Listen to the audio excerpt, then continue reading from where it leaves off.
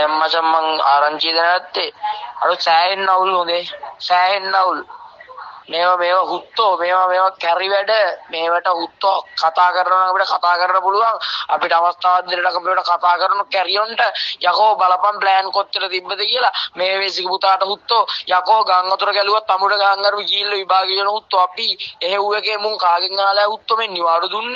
දුන්නේ නේ කල් දැම්මේ මුන්ගේ අම්මලාට හුත්තෝ මිස්ලට එන්න බැරි නම් මිස්ල එන්න ඕනේ නැහැ අපිට ඇඩ්මිෂන් එකේ පේපර් එක දෙන්නේ කියපන් අපි ලියන හුත්තෝ කොපි කරන්නේ නැහැ එකෙන් මේ පයිය මේක තවත් දික් වුණාම කොහමද හුත්තෝ මේකට